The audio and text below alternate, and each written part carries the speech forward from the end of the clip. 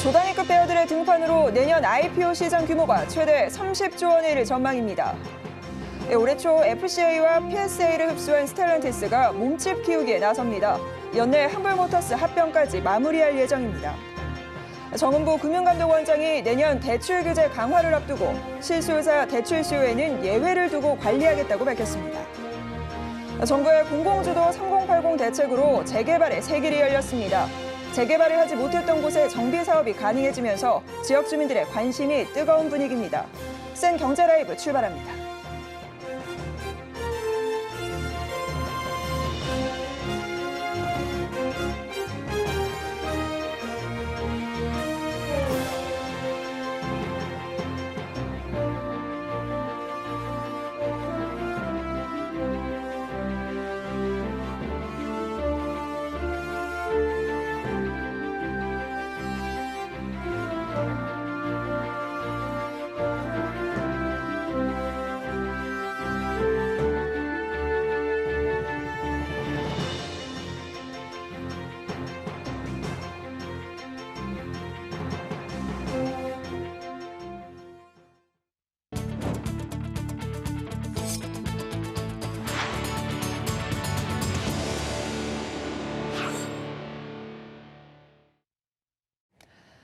시청자 여러분 안녕하십니까? 센 경제 라이브 김혜영입니다.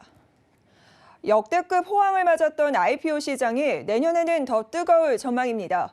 조 단위에 달하는 기업들이 줄줄이 출격을 준비하고 있습니다. 앵커 리포트입니다. 내년 IPO 시장이 새 역사를 쓸 것으로 기대됩니다. 내년 공모 규모는 최대 30조 원, 올해 역대급 규모인 20조 원을 훌쩍 뛰어넘을 것으로 전망됩니다. 조 단위급 대여들이 줄줄이 공모주 시장에 등판하는 겁니다. 우선 LG에너지솔루션은 오는 1월 코스피 시장에 입성합니다. 공모액은 희망 공모가를 고려할 때 최대 12조 원에 달합니다. 역대 최대 공모 금액인 삼성생명의 2배가 훌쩍 넘습니다. 특히 기업 가치를 낮춰 공모 투자 시 수익을 낼 가능성은 더 커졌습니다.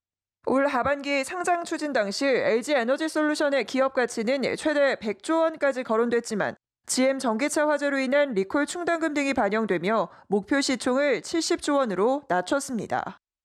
다음 타자는 2월 코스피 입성을 예고한 현대엔지니어링입니다. 공모 금액은 최대 1조 2천억 원, 몸값은 6조 원 수준에 이를 것으로 추산됩니다. 이에 상장 후 건설사 시총 순위 지각 변동도 예상됩니다. 다만 핵심 계열사와 특수 관계인들의 지분 비중이 높아 구주 매출 비중이 얼마가 될지가 변수로 꼽힙니다. 코로나19 이후 비대면 소비가 일상화되며 급성장한 이커머스 기업들도 상장 고삐를 바짝 쥐고 있습니다. 신세계그룹 온라인몰 쓱닷컴과 마켓컬리 운영사 컬리, 오아시스 마켓 등이 내년 상장을 위한 절차를 밟고 있습니다. 그룹 계열사의 상장도 줄줄이 이어집니다. 카카오그룹의 카카오 엔터테인먼트, SK스퀘어 자회사 원스토어, CJ그룹의 CJ 올리브영도 상장 대열에 합류했습니다. 서울경제TV 김혜영입니다. 올해 초 피아트 크라이슬러 그룹과 푸조 시트로엔 그룹이 합병하면서 탄생한 스텔란티스가 꾸준히 몸집을 불리고 있습니다. 스텔란티스 코리아는 연내 한불모터스 합병을 마무리 지을 예정입니다. 장민선 기자입니다. 스텔란티스 코리아가 연내 한불모터스와 합병을 마무리 짓기로 했습니다. 서울경제TV 취재에 따르면 한불모터스는 내년 2월 28일 임포터 계약이 종료됨에 따라 스텔란티스 코리아로의 업무 이관 작업이 진행되고 있습니다. 스텔란티스 코리아가 한불모터스의 인력을 흡수하면서 사실상 합병 작업을 거치게 되는 겁니다. 스텔란티스는 효율적인 운영 및 영업 시너지를 높이는 동시에 국내 브랜드 포트폴리오의 장기적인 발전을 공고히 하겠다며 현재 한불모터스와 PSA 그룹 산하에 있었던 푸조 시트로엥 DS 브랜드를 국내에서 지프 브랜드를 공식 수입 및 판매하고 있는 스텔란티스 코리아로 통합하기 위해 협력하고 있다고 밝혔습니다. 스텔란티스는 올해 1월 피아트 크라이슬러 그룹과 푸조 시트로엥 그룹이 합병해 탄생했습니다. 글로벌 합병 이후 FCA 코리아는 스텔란티스 코리아로 사명을 변경했습니다. FCA는 피아트, 크라이슬러, 지프, 마세라티 브랜드와 경상용차 부문인 피아트 프로페셔널 등 12개 브랜드를 산하에 두고 있습니다. PSA는 푸조와 시트로엥 외에도 GM으로부터 인수한 오펠, 복수올 등의 브랜드를 거느리고 있습니다. 국내에서는 지프와 푸조 시트로엥, 마세라티 등이 팔리고 있습니다. 업계에선 스텔란티스 코리아와 한불모터스의 통합으로 시너지를 기대하면서 국내 수입차 시장에서 점유율을 끌어올리기 위한 작업에 돌입할 것이란 분석도 나옵니다.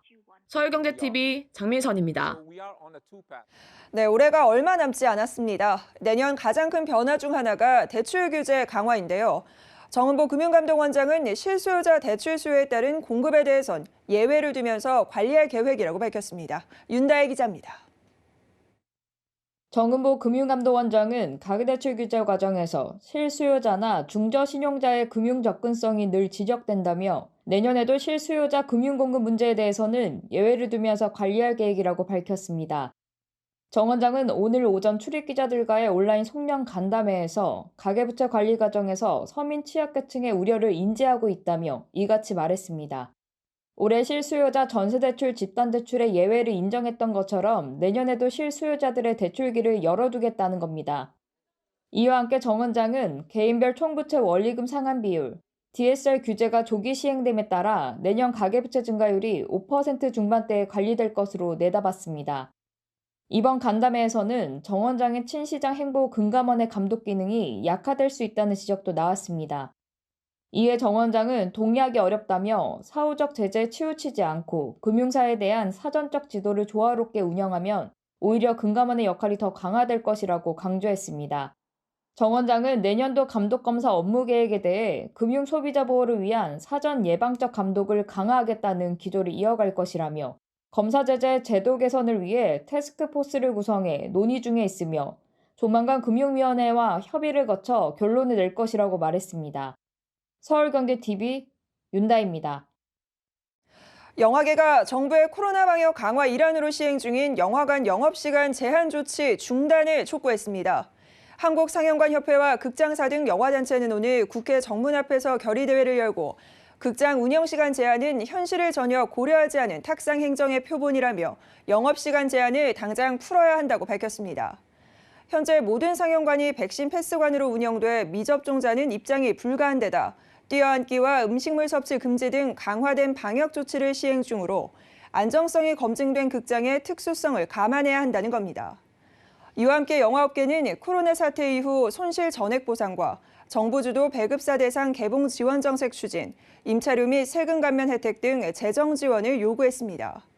한편 코로나 사태 이전인 2019년 2억 2,600만 명에 달했던 국내 관람객은 지난해 5,900만 명으로 급감했고 지난해 영화시장 극장 매출액은 전년 대비 73.3% 줄었습니다.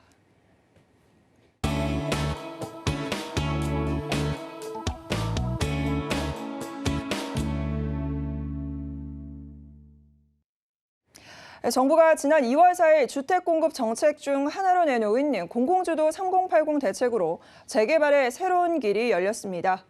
기존에 재개발을 하지 못했던 지역에서 정비 사업이 가능해지면서 지역 주민들의 반응도 뜨겁다고 하는데요.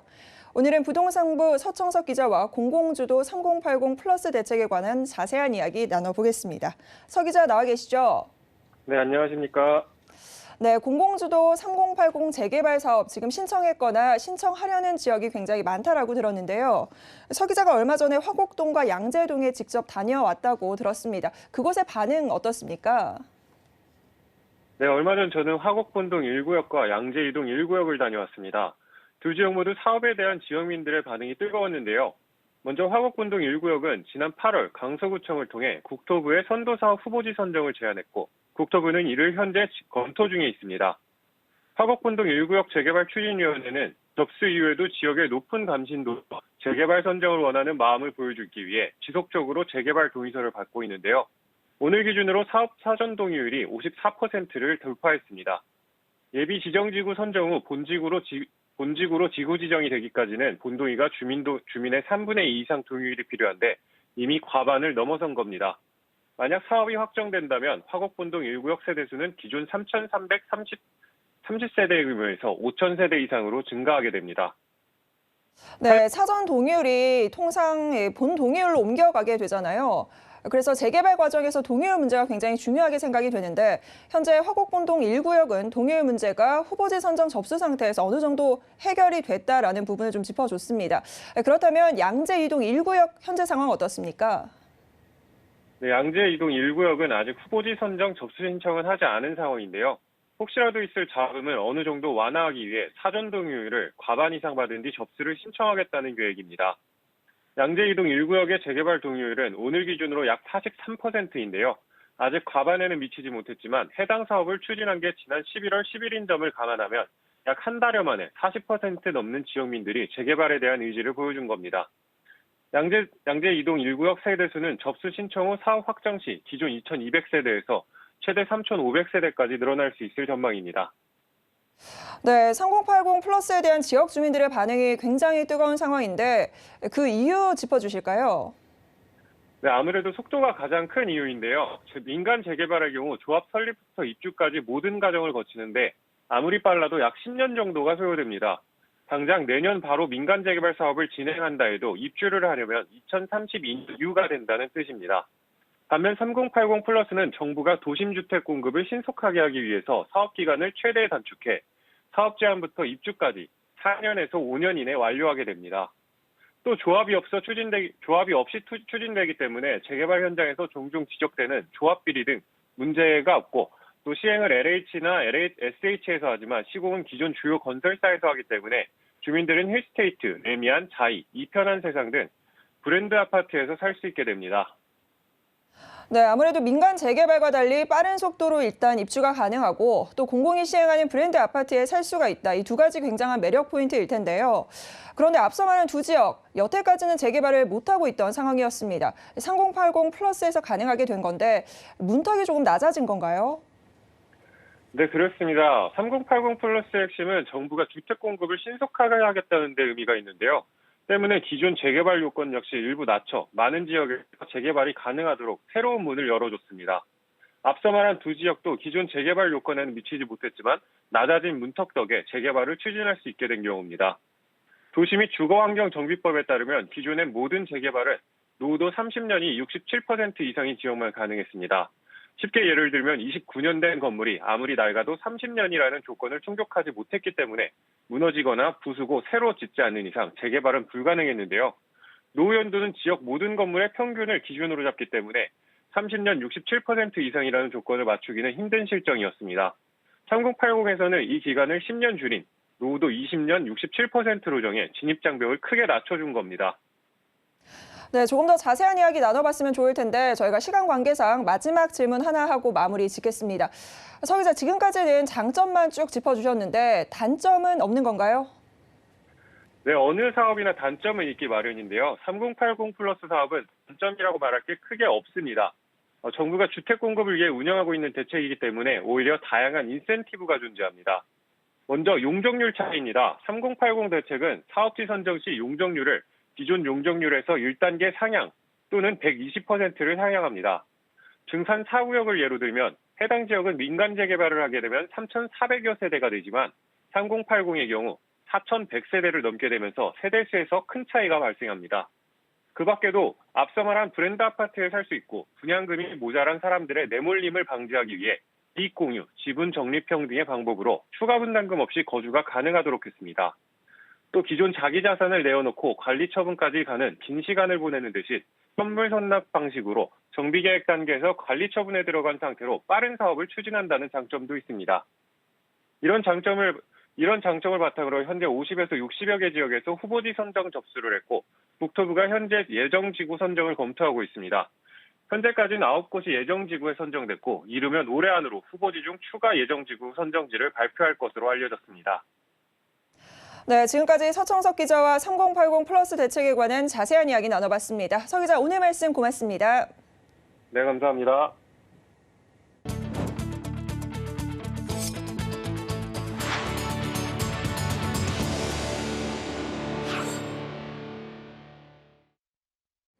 증시가 호황을 맞으며 증권사들이 역대 최고 실적을 기록하고 있습니다. 그러나 영업지점 운영은 최소화할 전망이라고 합니다. 최민정 기자입니다. 올해 국내 대형 증권사 10곳의 순이익은 10조 원에 달할 것으로 전망됩니다. 하지만 증권사들은 대형화 추세에 맞춰 오프라인 지점 통폐합에 속도를 내고 있습니다.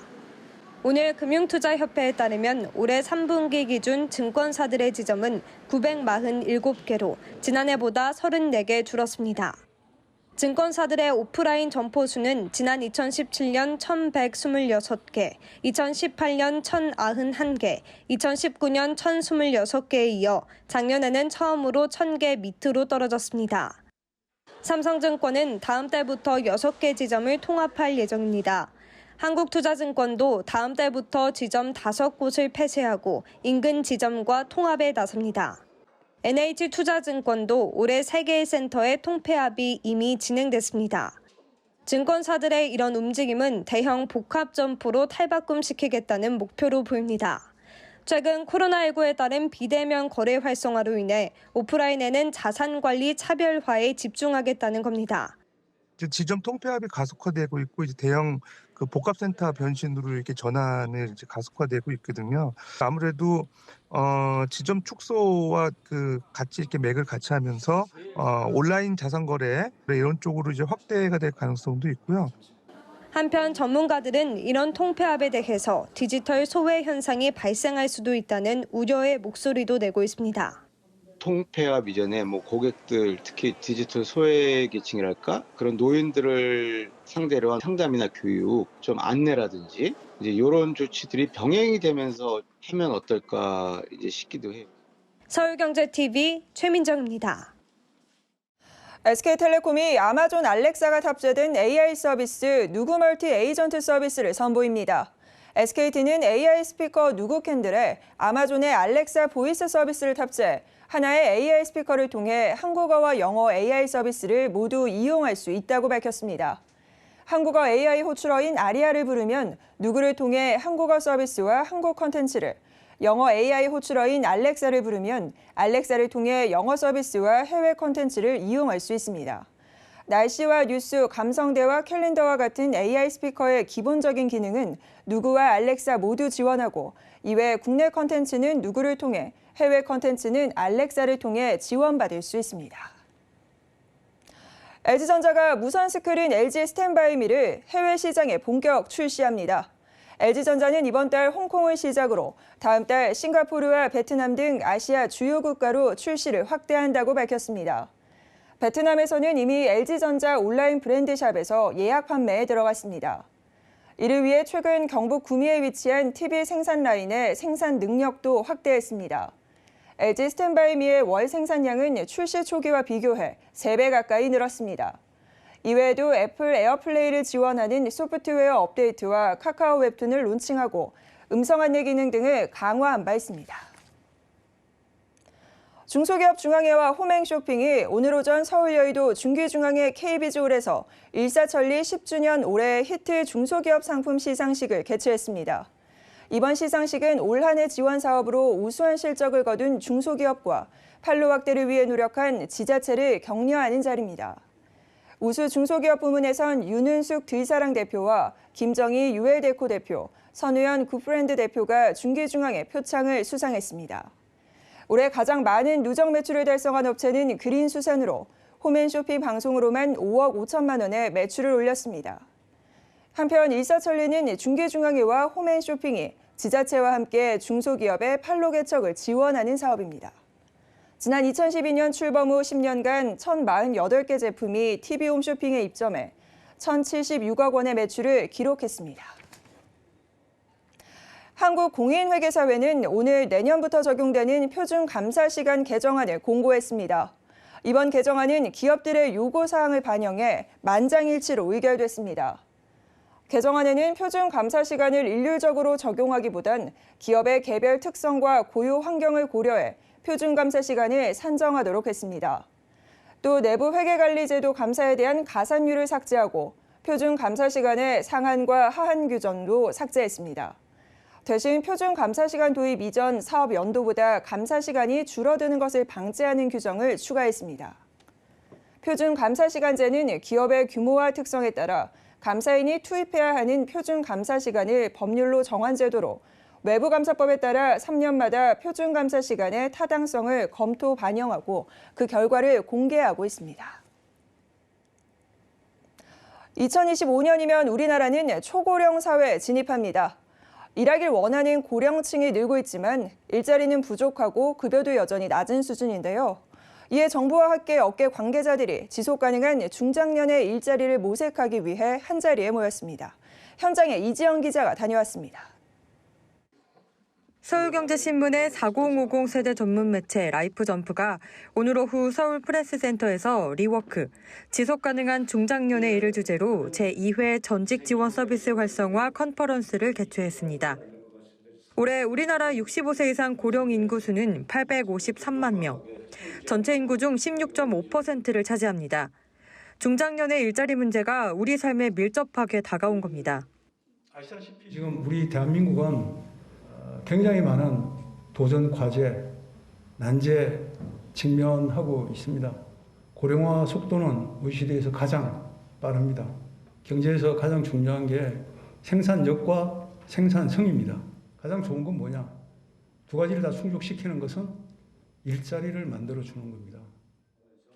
이번 컨퍼런스에는 정부와 공공기관을 비롯해 전직 지원 관련 기업과 학계가 참석해 지난해부터 대기업을 대상으로 우선 도입된 재취업 지원 서비스의 성과를 논의하고 중장년 재취업 지원 정책의 필요성을 공유했습니다.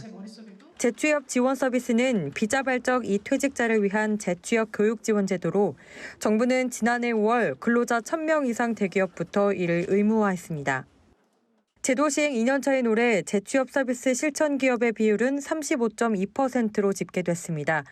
2019년 19%였던 것과 비교하면 16.2% 오른 겁니다. 다만 제도에 대한 이해가 부족해 기업들이 시행에 어려움을 겪고 있는 게 현실입니다. 제도의 이행력을 높이기 위한 다양한 방안도 제시됐습니다. 대표적으로 고용노동부는 중장년의 재취업 지원 서비스를 기업 ESG 평가 기준에 포함하는 방안을 추진하겠다고 밝혔습니다. 올라서 정부에서는 지금 또 고민하고 있는 게 저희가 기본 계획들이 많이 있습니다. 그중에 하나가 고령자 고용 촉진 기본 계획이 있는데요. 이번에 이제 4차 기본 계획을 준비를 하고 있습니다. 이제 내년부터 적용될 기본 계획이어서 거기에 다양한 내용을 담아서 우리 고령자, 주된 대상은 50에서 69세인 신중년이라고 저희들이 표현을 하고 있습니다. 한편 이날 행사에서는 전직 지원 모범 기업과 시장 활성화에 기여한 전직 지원 서비스 우수 기업에게 고용노동부 장관상이 수여됐습니다. 모범 기업상의 첫 수상자는 남현희 KT 센터장, 전직 지원 공로상은 한재용 인지어스 대표로 선정됐습니다. 서울경제TV 이지영입니다.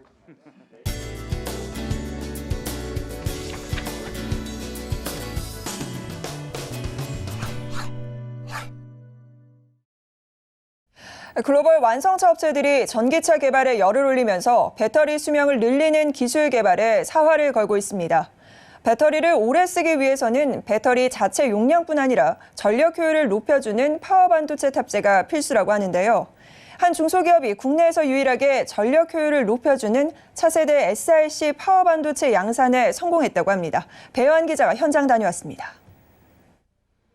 포항에 위치한 예스파워 테크닉스의 SiC 파워 반도체 생산 시설입니다. 코스닥 상장사 예스티의 자회사인 예스파워 테크닉스는 국내 최초 미국과 일본, 스위스에 이어 네 번째로 SiC 파워 반도체 상용화에 성공했습니다. SiC 파워 반도체 생산 기업은 전 세계에서 5군데에 불과할 정도로 진입 장벽이 높습니다. 저희 예스파워 테크닉스는 국내 최초로 SiC 파워 반도체 기준으로 개발부터 제조, 판매까지 원스톱 서비스를 구축하고 있고요. 대량 양산을 통해서 공급을 계속적으로 확대하고 있는 기업으로 이해하시면 될 것 같습니다. 파워 반도체는 전력의 변압, 분배, 제어 등을 수행하는 반도체로 전력 효율성을 극대화해 배터리 수명을 늘려줍니다. 지금까지 파워 반도체는 실리콘 기반으로 제작되어 왔지만 차세대 SiC 파워 반도체는 실리콘 카바이드 기반으로 제작돼 기존보다 최대 10배 높은 전압을 견뎌 높은 전력 효율성을 나타냅니다. 600도에서도 동작이 가능해 고내열성 특징도 보유하고 있습니다. 특히 실리콘 반도체 대비 두께는 10분의 1 수준인 것으로 알려져 제품 소형화 및 경량화에 최적의 반도체라는 평가도 나옵니다. 네, SiC 파워 반도체는 1와트 이상의 전력을 제어하는 전자전기기 장치를 관장하는 반도체로서 SiC 반도체는 기존의 실리콘 반도체하고는 다르게 열 전도 특성이 매우 높습니다. 그래서 우수한 효율과 크기를 줄일 수 있는 특징을 가지고 있어서 추 차세대 반도체로 각광을 받고 있는 반도체입니다. 예스파워 테크닉스는 지난 1월 SK그룹이 지분 33.6%를 268억 원에 인수하고 2대 주주에 오르자 기술력과 시장의 이목을 동시에 받았습니다. 대기업 SK라는 든든한 우군을 확보했을 뿐만 아니라 그룹 자회사인 SK 실트론을 통해 원재료 웨이퍼를 원활하게 공급받을 수 있기 때문입니다. SiC 파워 반도체를 생산하려면 원재료인 SiC 웨이퍼 수급이 중요한데 그 고민이 사라진 겁니다. 기술 개발과 대량 양산의 기반을 닦은 예스파워 테크닉스는 향후 차세대 6인치 파워 반도체 전용 플랫폼과 양산 라인을 구축하고 글로벌 상위 SiC 파워 반도체 강소기업으로 도약한다는 목표입니다. 또한 최근 해외 기업과 500억 원 규모의 공급 계약을 체결한 예스파워 테크닉스는 국내 완성차 업체와 제품 테스트를 진행하고 있어 대규모 수주 기대감이 커지고 있습니다. 회사는 전기차 시장뿐만 아니라 가정용과 산업용, 차량용 등 다양한 산업군으로 제품 라인업을 확대해 글로벌 시장 진출에도 박차를 가한다는 방침입니다. 저희 예스파워 테크닉스는 지속적인 기술 개발과 양산의 확대를 통해서 국내는 물론 2030년도 글로벌 탑3 기업으로 성장할 수 있도록 최선의 노력을 지금 다하고 있습니다. 또한 저희 예스파워 테크닉스는 세계적으로 경쟁력 있는 기업으로 자리매김함으로써 국가기술 산업 발전에 이바지하고자 합니다. 서울경제TV 배환입니다. 네, 생경제라이브 저희가 준비한 소식 여기까지입니다. 시청해주신 여러분 고맙습니다.